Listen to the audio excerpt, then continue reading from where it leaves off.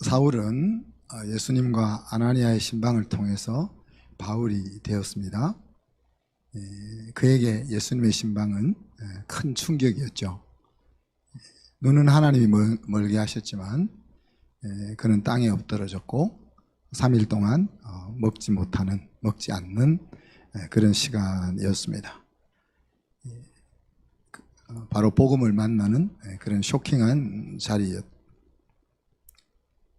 내가 하던 자리에서 나는 할 수 없다 하는 자리로 이동하는 시간이었습니다. 많은 경우 긴 시간을 가지고 이 과정을 경험하는데 극소수의 사람들은 또 바울같이 일순간 충격 속에서 이렇게 변화되기도 합니다. 우리는 이게 사울의 그 모습 속에서 하나님 없는 최선이 위험하다 하는 것을 생각했었습니다. 그런데 이것은 하나님 안에 들어왔어도 들어온 이후에도 동일합니다. 우리가 경계해야 되는 거죠. 하나님 안에 들어왔음에도 불구하고 때로는 하나님을 제외하고 인생을 생각하고 살아가는 이 일은 경계해야 될 부분입니다. 불타서 죄가 되어버리는 그런 인생일 수 있기 때문이죠. 죽는 자리에서 내가 살았던 인생이 하나도 없다는 것을 확인한다면 어떤 마음이겠을까, 그런 걸 생각해 볼 필요가 있습니다. 지난 주간에 혹시 하나님께서 찾아오셔서 왜 그러니 라고 말씀하신 사람이 있나요? 아니면은 옛날에 왜 그러니 하던 때를 마음에 좀 다시 생각하면서 마음을 좀 다잡으셨나요? 예, 감사합니다. 오늘은 그렇게 회심한 사울의 인생 시작에 대한 이야기입니다. 사람이 달라져도 이렇게 달라질 수 있구나 하는 것들을 같이 나누어 봅시다. 19절 하반절에 보면 제자들과 함께 며칠 있을새 이렇게 이야기하고 있는데 이제 19절 상반절과 하반절 사이에는 3년이라는 시간이 생략되어 있습니다. 다메섹에서 예수님을 만나고 삶의 방향을 턴한 다음에 그는 아라비아 광야로 갔습니다. 그래서 그곳에서 3년 동안 있다가 다시 다메섹으로 돌아왔고, 그 다메섹에서 돌아온 이후에 제자들과 며칠 있었다 하는 이야기죠. 요셉도 17살에서부터 30살까지 13년 동안의 광야 생활이 있었죠. 모세는 40에서 80까지 40년 동안의 광야 생활이 있었고, 또 다윗도 기름 부음 받을 때는 소년 때, 그때도 한 17세 됐을 거예요. 그리고 이제 왕으로 즉위했을 때는 30세. 다윗도 한 13년 동안 이제 광야 생활이 있었죠. 근데 사울의 광야 생활하고는 조금 다릅니다. 그죠? 이제 이 청교도들은 이 시간을 영혼의 어두운 밤이다, 그렇게 일컬었습니다. 이 영혼의 어두운 밤이라는 게 조금 좀 안 좋은 이미지죠. 근데 내용은 좋은 이미지입니다. 이 하나님과의 깊은 만남을 가지는 시간이고, 그리스도를 깊이 묵상하는 시간이며, 고난과 고독의 시간.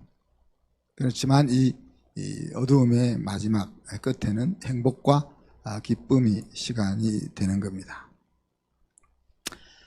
그래서 생활 속에 함께하는 예수님이 아니고 사울에게 있어서 이 3년은 눈을 뜨거나 감거나 자거나 앉았거나 걷거나 항상 온통 예수님과 함께하는 3년이었다. 그리고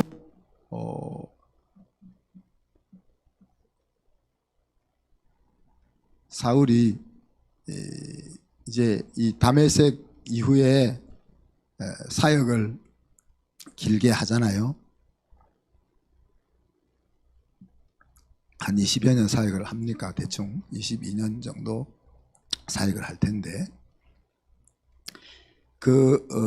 불타는 사역의 에너지를 얻은 자리가 이 아라비아 광야다. 여러분,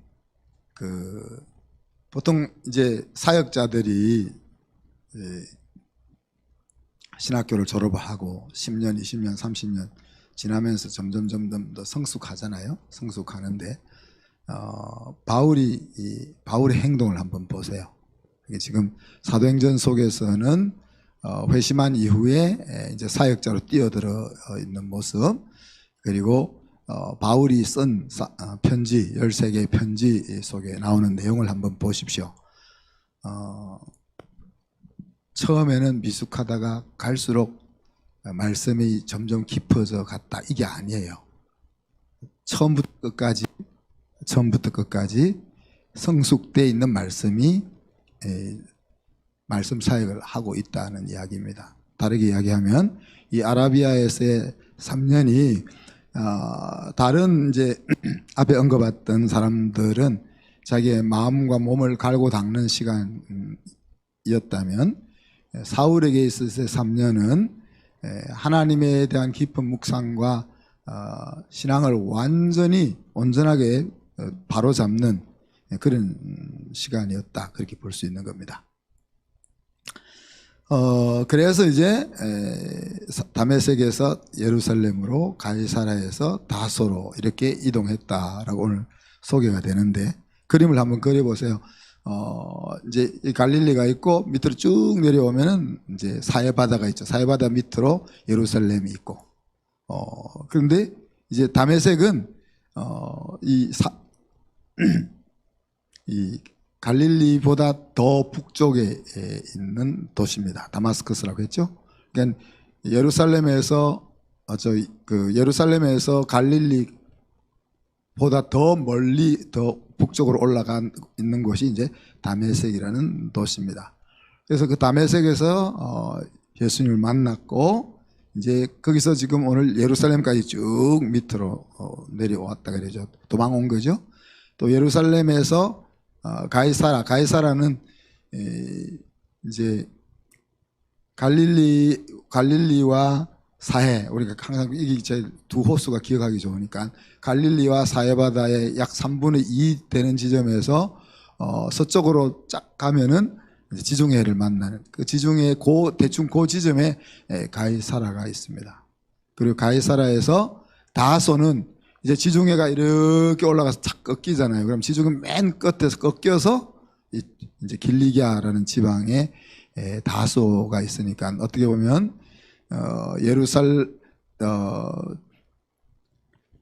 가이사라에서 다소까지는 예루살렘에서 갈릴리까지보다 한 5배, 6배 되는 긴 거리를 가야만 하는 곳입니다. 그래서 오늘 성경은 그냥 다메섹에서 예루살렘으로, 예루살렘에서 가이사라를 거쳐 다소로 사울이 보내졌다 그랬는데, 아주 긴 일정의 여정이었던 것을 생각해 볼 수가 있습니다.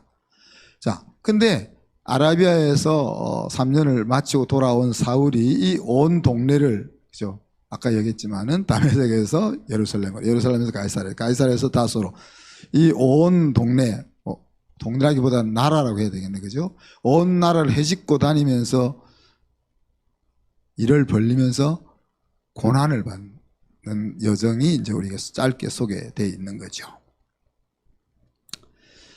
20절에 보니까 다메섹에서 돌아온 후에 다메섹에 있는 제자들과만 함께 하면서 즉시 복음을 전하러 나갑니다. 그죠? 다메섹 회당으로 가서 유대인들에게 예수님을 하나님의 아들로 전파합니다. 자, 이제 아라비아 광야로 갔다 그랬을 때, 아라비아 광야도 이렇게 다메섹에서 동쪽으로 가면은 한 몇십 킬로 가면 광야가 나오는데, 거기서부터 저 밑에 우리가 뭡니까, 사우디아라비아라고 하는 그 지역까지 이렇게 쭉 전체를 다 아라비아 광야라도 하니까 사울이 아라비아 광야 어디에 갔는지는 정확하지 않죠. 근데 어떤 사람은 이제 모세도 시내산에 아라비아 반도에 있는 시내산에서 하나님을 만나고 뭐 그랬으니까 그까지 갔다고도 말할 수 있겠지만 사울의 심성상 뭐 모세를 그렇게 대단하게 생각 안 했을 것 같고 베드로도 물로 보는데 뭐 그러니까는 서쪽으로 다메섹에 가지 않았겠나. 그건 중요한 것은 아니고. 근데 아라비아 광야에서 3년을 지내고 굳이 다메섹으로 다시 돌아왔다 하는 이야기입니다. 예루살렘에서 예수 믿는 사람들을 다 잡아다가 할 일이 이제 더 이상 없어질 때 그가 두 번째 택했던 도시가 다메섹이잖아요. 그러니까 다메섹이 전략적으로 어떤 그 의미가 있었으리라고 생각을 우리가 할 수 있습니다. 하여튼 이 다메섹은 기독교 박멸을 위한 공문을 받아가지고 찾아온 목표 지점입니다. 그죠? 그리고 그곳에 살고 있는 사람들은 사울을 유대교 열심문자로 다 알고 있고, 그런데 이제 그곳에서 야 이제 내가 예수 믿는 사람이 되었어 라고 밝힌다면 뭐 문제가 일어나는 것이 풀을 보듯이 빤한 그런 도시가 다메섹입니다. 그렇기 때문에 어떻게 보면 사울은 굳이 이제 그곳에 가서 지금 복음을 먼저 이제 전하고 있는 거죠. 그래서 자신이 예수님을 만났던 그 도시에서 사역을 시작합니다. 그 사역이 크게 두 가지로 오늘 소개되고 있는데, 첫째는 예수는 하나님의 아들이다 라고 전했다 그랬습니다. 복음을 전한 거죠. 자, 예수가 하나님의 아들이라, 그러니까 아주 쉬운 말이지만은 사울이 유대인들에게 예수는 하나님의 아들이야 라고 선포할 때 그 자기가 입 밖으로 내는 이 말이 어떤 의미인지를 사울은 잘 알고 있습니다. 왜 그래요? 3년 전에 예수는 하나님의 아들이라는 그 이유 때문에 돌에 맞아 죽었던 사람이 스데반이, 그리고 그 돌에 맞아 죽는 자리에서 제일 앞장서 가지고 죽어 마땅해 라고 생각하면서 그 자리에 있었던 사람이 사울입니다. 그런데 그가 지금 자기가 돌을 던졌던 이제 그 돌 맞을 일을 지금 하고 있는 거죠. 예수가 그리스도라고 전하는 말이 그런 의미를 가지고 있습니다. 그러니 그냥 우리가 예수가 그리스도라고 말할 때가 아니고 이 사울이 그렇게 이야기하니까 그 말을 듣는 유대인들이 다 놀랐다 그렇게 이야기하고 있죠. 그 이유는 쟤는 이 도시에 예수 믿는 사람을 잡아 죽이려고 온 것을 우리가 다 알고 있는데 지금 그것과는 정반대의 행동을 하고 있는 거죠. 두 번째 다메섹에서 사울이 한 일은 힘을 더 얻어 예수 그리스도를 지금 22절에 증언하여 그랬는데 옛날 성경은 뭐라고 해요? 증명하여 그렇게 되어 있습니다. 옛날 성경이 더 잘 번역되어 있는 성경입니다. 그래서 여러분이 꼭 좀 이렇게 그 잉글리시 버전이나 다른 버전들을 좀 이렇게 살펴보면 좋습니다. 자, 그게 예수님은 하나님의 아들이라고 복음을 전하자 사람들이 믿을 생각은 안 하고 다 눈을 동그랗게 쳐다보니까 그러면 보통 기운이 딱 빠져야 되는데 오히려 힘을 더 얻어서 이제는 예수를 그리스도라고 증명해서 어떻게 해요? 유대인들을 굴복시켰다 그렇게 이야기했습니다. 그래서 이 두 번째 한 사역은 복음을 전한 사역, 정언한 사역은 좀 다른 겁니다. 그러니까 유대인들의 사고 속에 이렇게 그 구약의 율법의 예언을 가지고 율법에 갇혀 있었던 자신이 유대인들이 지금 어떤 잘못된 생각에 gat혀 있는지를 잘 알잖아요. 그 부분을 콕 집어줄 수 있는 거죠, 사울이. 그러니까 사울이 말씀을 가지고 그 다른 생각에 사로잡혀 있는 유대인들을 굴복시켰다는 거예요. 그러니까 이것은 이제 복음을 전한 것이 아니고 복음을 변정한 겁니다. 물론 이제 크게 보면 그것도 다 복음을 전했다, 그렇게 이제 볼 수 있겠죠. 자, 유대인들은 나사렛에서 무슨 선한 것이 있을 수 있느냐 이런 생각을 가지고 있습니다. 그런데 사실은 걔들이 무식해서 그런 소리를 하는 거죠. 예수님은 고향이 나사렛이 아니고 고향이 어디입니까? 베들레헴이죠.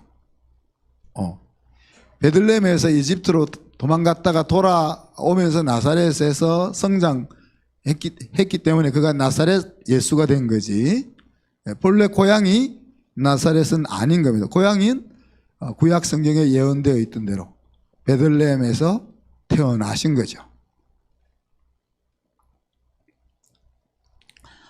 유대인들 생각에는 하나님의 메시아가 오면 자기들을 억압하고 있는 그 나라들에게서 자기들을 해방해 줄 그런 사람으로 메시아를 생각하고 있잖아요. 근데 예수님 아무리 봐도 그런 능력이 안 보이잖아요. 그러나 사실 구약 성경에는 끊임없이 고난, 우리의 죄를 대신 담당하는 고난의 종으로서의 메시아를 계속 소개하고 있잖아요. 그러니까 우리가 어떤 틀에 한번 딱 갇히면은 진실이 와도 그 진실을 안 보이는 거죠. 우리가 그렇게 성경 지식이 많지는 않잖아요, 대부분이. 그래도 우리가 성경을 읽으면은 예수님이 우리를 위해서 고난 받으셨구나, 이 정도는 우리가 그냥 캐치할 수 있잖아요, 연구 안 해도. 그런데 이 율법적 사고 속에서 이들이 딱 갇혀 있으니까 그것을 읽어도 그것이 고난의 종이라는 생각을 못 가지는 거죠. 또 예수님을 보면 쟤는 아버지 요셉의 장남이잖아요. 그리고 아버지 따라서 자기 집에 와서 싱크대 고쳐주고 그런 책상 만들어주고 했던 목수단 말이야. 제가 얼마 전까지 목수 생활을 하는 걸 우리가 분명히 보고 알고 있는데 자기가 하나님의 아들이라고 하니까, 사실 예수님의 동생들도 예수님을 못 믿었잖아요. 우리 형이 장남으로서의 짐이 너무 부담스러워가지고 약간 맛이 갔구나, 뭐 이렇게. 그러니까 인간적인 사고 구조 속에 하나님이 사람의 몸을 입고 이 땅에 온다는 것은 사실 상상이 안 되는 일이고 믿어지실 수가 없는 일이죠. 여러분, 또 사람 이름을 상처 안 받을 만한 분, 조일경 집사님. 신만직 집사님과 잘 통하죠? 안 통하는 게 많죠. 말이 안 통할 게 많죠. 주영이랑 주호랑 또 말 안 통하는 거 많죠. 다는 아니지만 뭐 지금 대표해서 지금 벌 받는 겁니다. 우리도 다 똑같은데, 이 말이 예를 들어서 어려서 말을 못 알아들어서 안 통하는 것도 있고, 아예 마음을 딱 이렇게 생각을 그쪽으로 안 가지려고 해서 들었는데 안 듣는 것이 있고, 그 답답함을 여러분 어느 정도 알고 계신가요? 조일경 목사님, 어머니랑 소통이 좀 되세요? 어머니랑 어느 정도 소통이 되세요? 조금. 우리 어머니가 치매가 점점 심해져 가지고 점점 소통이 안 되거든요. 밥도 잘 못 알아들어. 그러니까 이제 밥 드세요 그러면 먹었다 그러시더라고요. 안 먹어놓고 먹었다 그러시거든. 그러면은 이제 옛날에는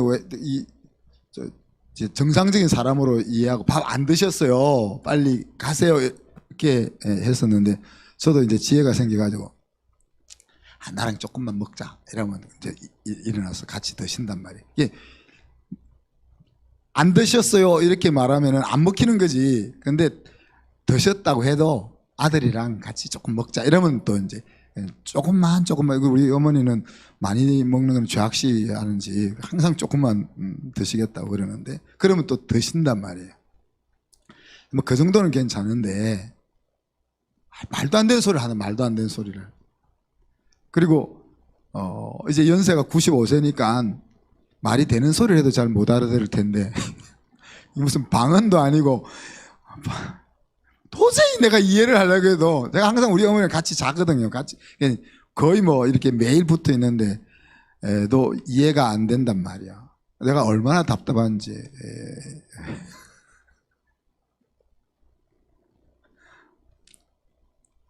하나님이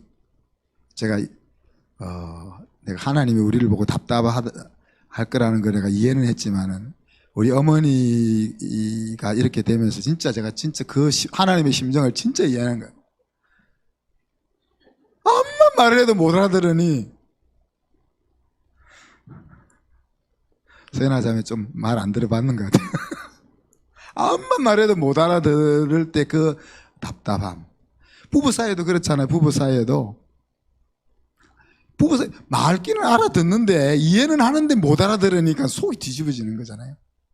자, 그래서 하나님이 정말 속이 뒤집어지니까 하는 방법이 뭐예요? 아무리 해도 안 되니까 뭐예요? 말이 통하는 사람이 되신 거단 말이에요. 말이 통하는 사람이 되신 거다. 그거를 유대인들이 어떻게 알겠어요?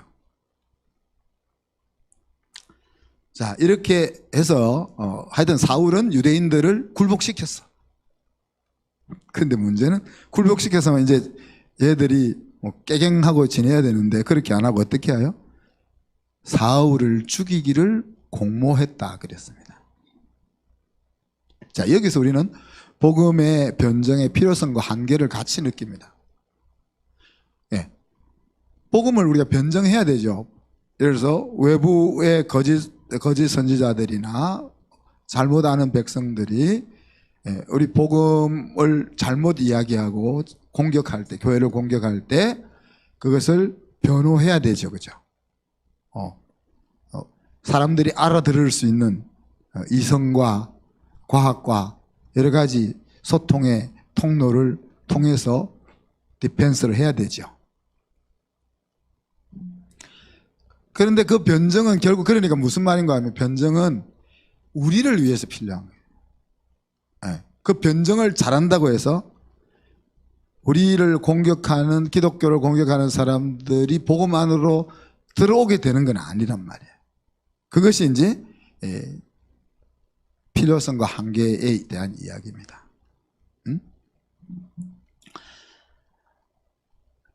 유대인들이 이제 사울을 죽이려고 하는 것을 사울이 알아차리고 거기다가 이제 도망을 가려 하니까 도망 못 가게 어떻게? 다메섹 도성이 있으면은 그 성을 나가려면 어디로 가야 돼? 성문을 항상 지나야 되잖아요. 그렇게 얘들이 3계조로 나누어 가지고 8시간씩 성문을 지키니까 나갈 수가 없잖아요. 그처럼 방패가 있으면 또 창이 만들어지는 것처럼 제자들이 광주리에 달아가지고 넌 거기서 지켜 이렇게 딴 쪽으로 또 탈출을 시키는 이야기가 나오죠. 자, 이렇게 이제 다메섹에서 사역이 끝나고 이제 도망가서 예루살렘으로 가는 거죠. 예루살렘에 가서 사울이 하려고 한 건 뭡니까? 예루살렘에 가서 제자들을 사귀려고 합니다. 26절에.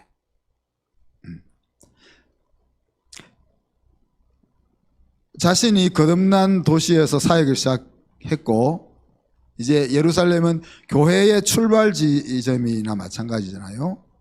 그래서 다메섹에서 복음을 전하는 모습이나 또 예루살렘에서 제자들과 함께 하려고 하는 이 모습 속에서 이 바울의 전략적인 모습이 나타나는 겁니다.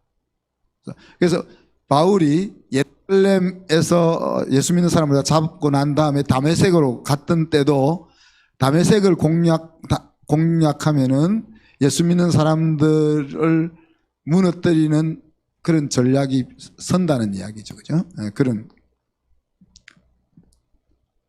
바울의 선교 여행에서도 도시를 중심으로, 회당을 중심으로, 그리고 아고라를 중심으로 복음을 전합니다. 이게 어바니제이션이 점점점 가속화돼 가지고 지금 아마 세계 인구, 세계가 70% 이상이 도시화가 되어 있습니다. 그리고 아마 한 2050년 되면 80% 이상이 도시화가 될 겁니다. 왜?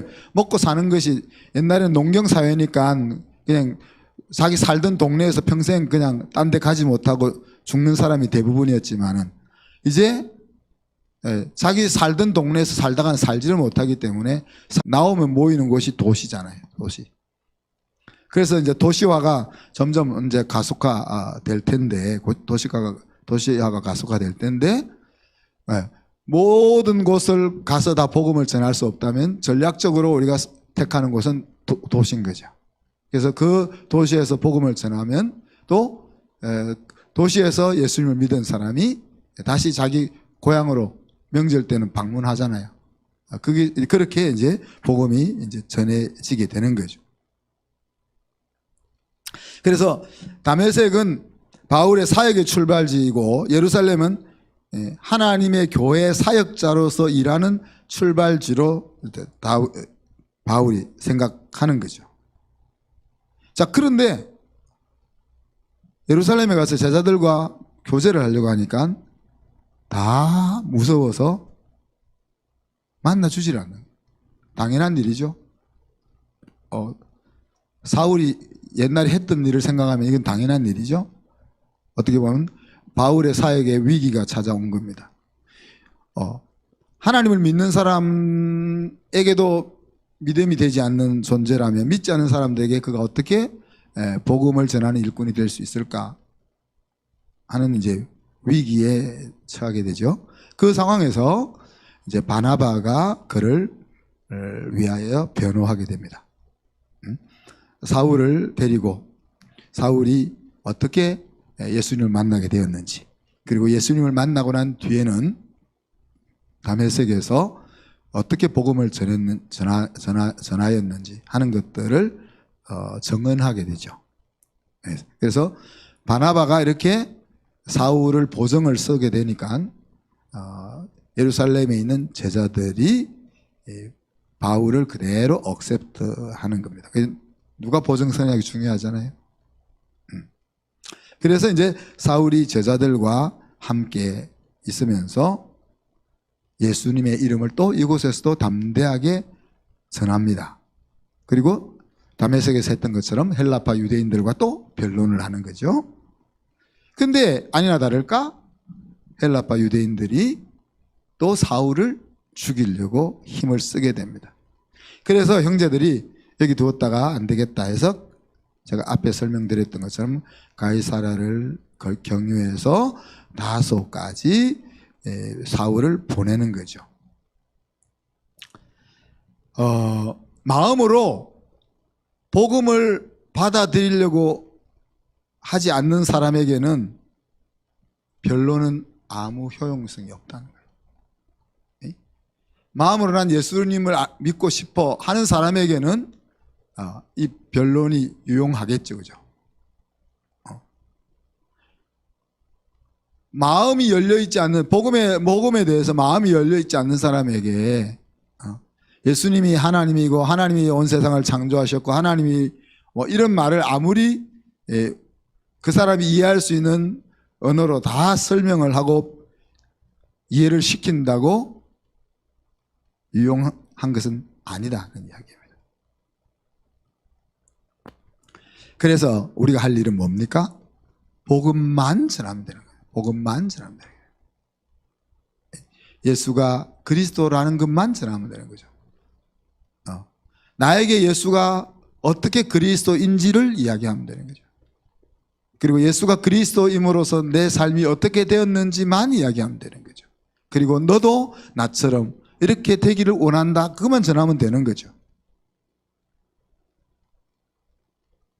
이게 마이 스토리 아닙니까? 그죠? 요즘 속상한 것은 장사들이 어떻게 성경을 많이 공부했는지 홍보할 때 요즘 다 마이 스토리를 가지고 홍보를 하잖아요. 내가 이 약을 먹었더니만 혈당 수치가 100으로 내려갔어. 광고 보세요. 요즘 다 그런 패턴으로 광고해요.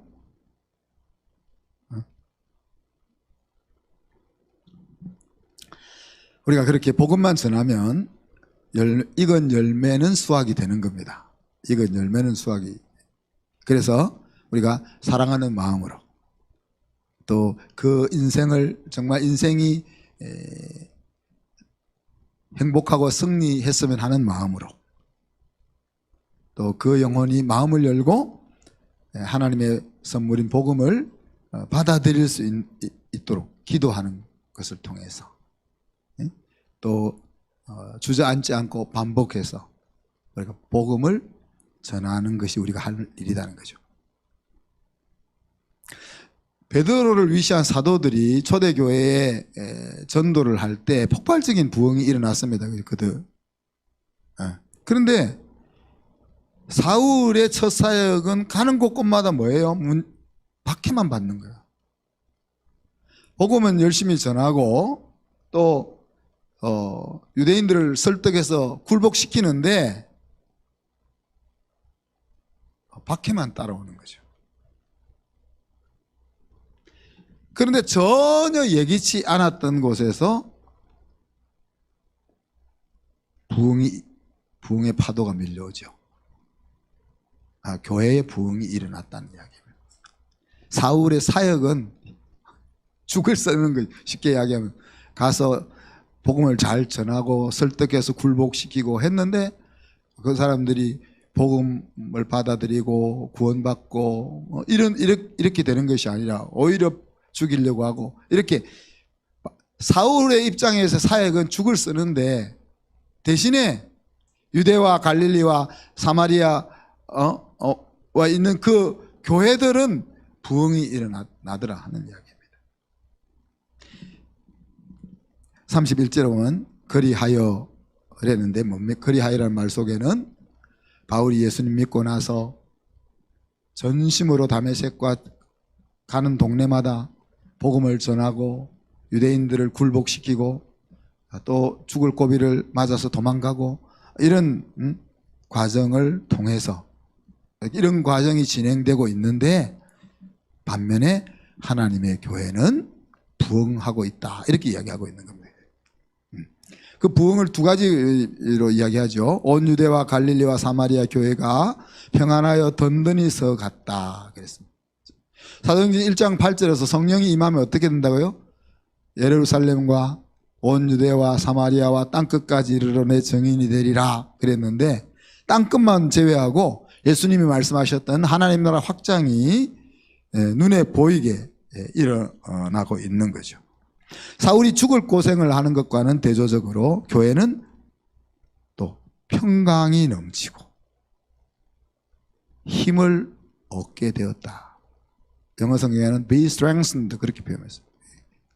교회가 에너지가 우리 여기 아이들 있으면 게임 할 때 보면 뭘 하나 먹으면 충전이 되는 것처럼 교회가 에너지가 점점 더 강화되었다 그런 이야기. 이것은 무슨 말입니까? 교회의 본질에 집중할 수 있는 에너지가 점점점 쌓여져 간다는 이야기죠. 그죠?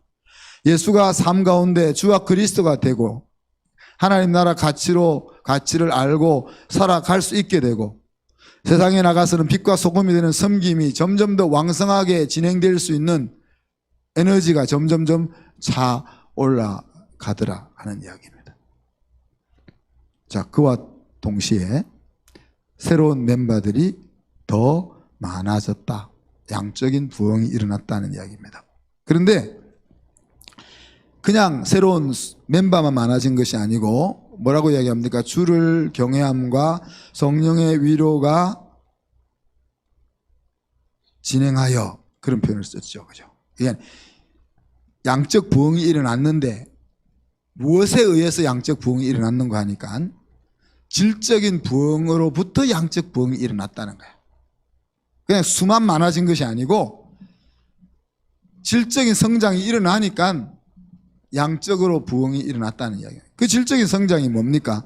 주를 경외함과 성령의 위로가 계속 교회 속에 일어났다는 이야기죠.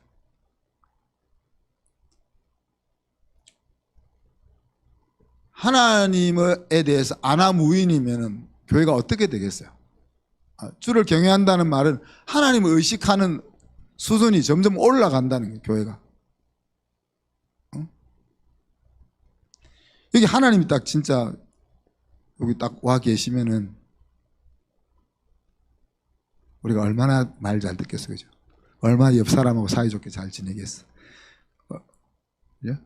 하나님이 안 와 계시니까 내 소견에 오른 대로 막 하지만 하나님이 딱 여기 딱 와 계시면은 내 소견이 있어도 못할 거 아니에요. 하나님 눈치 보여서.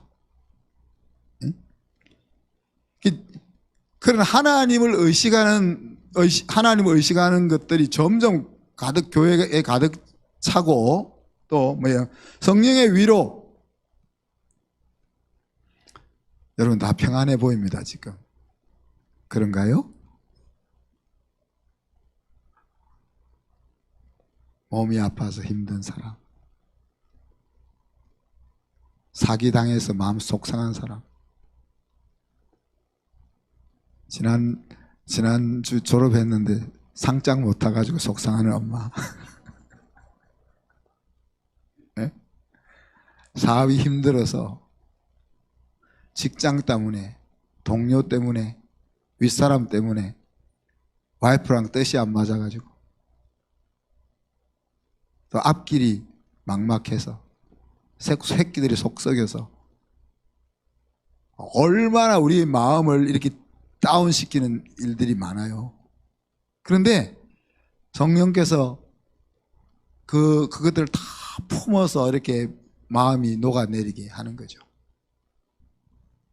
이 두 가지 일이 교회에 가득해지니까 오지만 해도 오는 거지. 안 그러겠습니까, 여러분? 세상 가면 매일 싸워야 되고 경쟁해야 되고 뭐 상처받고 힘들고 그런데 그곳에 가면 그 마음을 보담아 주는데 오지만 해도 야 숫자 다 찼어. 그래도 막 발 집어넣으려고 그러지. 그죠? 이것이 어떻게 교회 부흥의 중요한 키 중에 하나인 거죠. 그죠? 여러분 믿는 무리의 수가 더한다는 것은 무엇을 의미하겠습니까? 자, 여러분 가게를 운영하는 성도님이 있다면 가게에 손님이 많아진다는 것은 무엇을 의미하겠어요? 이 같은 맥락이 제가 여러분이 하도 이 영적인 것은 너무 거룩하게 받아들이는 경향이 있어가지고 제가 세속화시켜서 네? 여러분 운영하는 가게에 손님이 많아진다는 것은 무엇을 의미하겠습니까? 같은 말이지, 같은 말을. 여러분의 회사가 점점 더 번창한다는 것은 무엇을 의미하겠습니까? 우리 학교가 학생 수가 점점 많아진다는 것은 무엇을 의미하겠습니까? 사람들이 필요로 한 것을 우리 가게가 채워주고 있고 우리 회사가 공급해주고 있고 우리 학교가 사람들이 필요로 한다는 의미란 말이야. 사람들이 필요한 것들을 나름대로 제공하고 있다는 이야기입니다. 그것이. 주를 경외하는 의식이 높아가고 성령의 위로가 충만해지니까 이것이 그 시대에 살고 있는 사람들에게 너무 필요하다는 이야기죠. 그러니 교회로 사람이 모여 들어온 것입니다.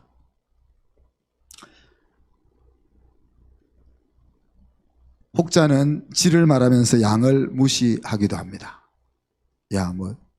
저도 약간 그런 경향이 좀 있죠, 그죠? 제가 사랑의 교회를 몰짱하게 보잖아요. 몇만 명 되는 사랑의 교회를 우리 200명밖에 안 되는 우리가 몰짱하게 보잖아요.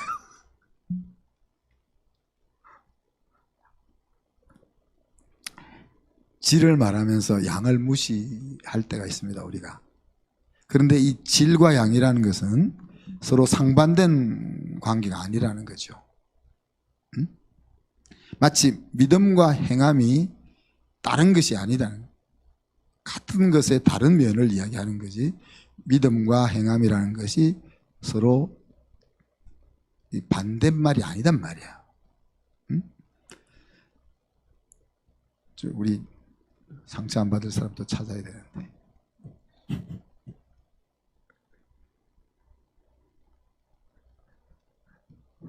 상처 안 받을 사람. 현아자매. 조엘이가 불쌍하잖아요. 하나밖에 안 나서니까 얼마나 엄마가 에너지를 쏟고 사랑을 쏟겠어. 에? 그러잖아. 야, 목사님은 넷 낳아가지고 제대로 못 키우는데 나는 하나 낳아가지고 막 엄청 사랑과 관심과 보호와 인도와 이거를 쏟아 부어가지고 내가 멋있는 딸을 만들 거야. 이런 생각을 우리가 가질 수밖에 없잖아요, 사실. 근데 그게 되냐고, 마음대로 되냐고.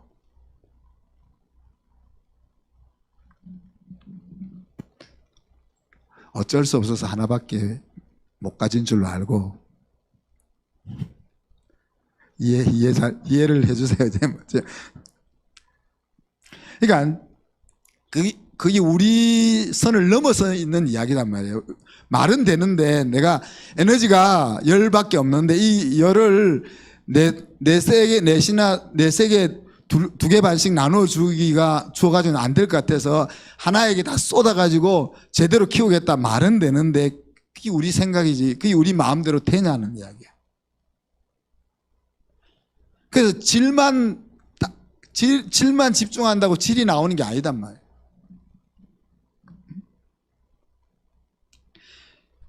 자, 물론 아까 질이 있어야 양이 많아집니다. 여러분 우리가 물건을 아주 개떡 같은 물건을 팔면서 이 물건이 계속 많이 팔리기를 기대할 수 있습니까? 없습니다. 네. 근데 양이 많아야 또 그 중에 질이 좋은 거가 나온단 말이야. 내가 진주조개 큰 거를 한 마리만 키워가지고 그 속에 정성과 땀을 다 기울여가지고 최고의 진주를 만들어내겠다고 최고의 진주가 만들어지는 게 아니고 100개, 1000개 진주조개를 열심히 키우다 보면 그 속에서 멋있는 진주도 나오고 찌그러진 진주도 나오고 한다는 이야기죠.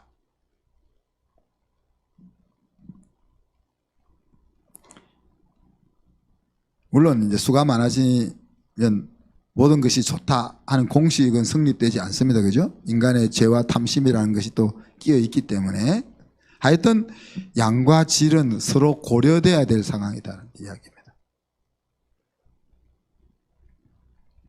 자, 말씀을 마무리합시다. 오늘 사울의 사역과 교회의 부흥, 하나님 나라의 부흥은 내용상은 연결이 없습니다. 그죠? 사울은 열심히 사역을 했는데 사역의 열매가 별로 없는 거잖아요. 오늘 지금 보면. 그런데 내용상은 전혀 관계가 없는데 오늘 사도행전 저자는 그를 엮고 있다는 거죠. 사울이 하나님의 은혜를 받아서 열심히 자기에게 주어진 복음 사역을 감당하고 있는데 그 사역 자체로만 보면 별로 열매가 없어.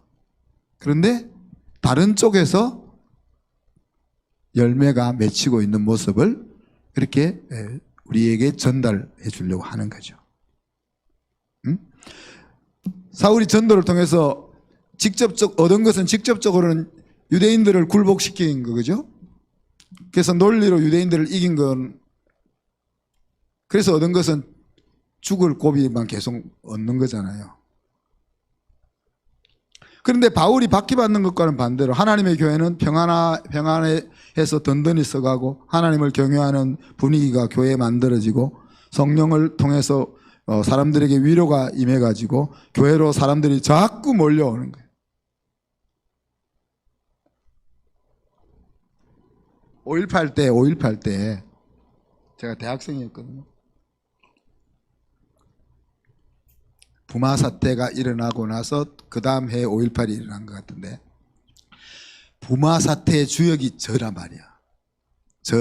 저희들이 부마 사태의 주역이었고, 그 다음에 5.18이 일어났는데, 이제 5.18이 일어났을 때 이제 광주에 있던 우리 이제 CCC 그 간사들의 보고가 기억이 납니다. 주일마다 교회는 차고 넘치고 교회는 은혜가 넘쳤다. 그렇게 한마디로. 사회는 지금 바깥은 얼마나 혼란해요. 지금 얼마나 혼란한데 반대로 그 위기 상황 속에서 교회는 은혜가 넘쳤다. 이게 지금 그런 이야기예요. 그죠? 교회에 사람들이 몰려왔다는 이야기죠. 성도들이 예수님이 주인 된 삶을 제대로 살고 또 교회가 예수님을 자랑하는 전도를 힘차게 행하면 하나님께서는 자기 자녀들을 그 교회에 믿고 맡겨주실 것이다 하는 것이 오늘 사울의 사역과 교회에 찾아온 부흥의 파도를 통해서 우리가 깨닫게 되는 겁니다. 그래서 제가 성도 많이 오는 것을 별로 원치 않잖아요. 감당이 잘 안 되기 때문에. 그렇지만 하나님이 우리 교회를 못 믿어가지고 성도가 없으면 그는 문제가 될 것 같아요. 그래서 하나님이 믿고 자기 자녀들을 맡기시는 교회가 될 수 있기를 원합니다. 어떻게 해요? 오늘 사울이 한 것처럼 직접 교회의 부흥을 위해서 우리가 애쓰고 수고하고 달려들 것이 아니라 우리에게 주어진 본질적인 성도의 삶을, 영혼을 사랑하는 삶을 사는 것을 통해서 하나님이 한순교회는 내 자녀들을 보내도 맡길 수 있겠구나 하는 생각을 하나님이 가지실 수 있도록 기도합시다.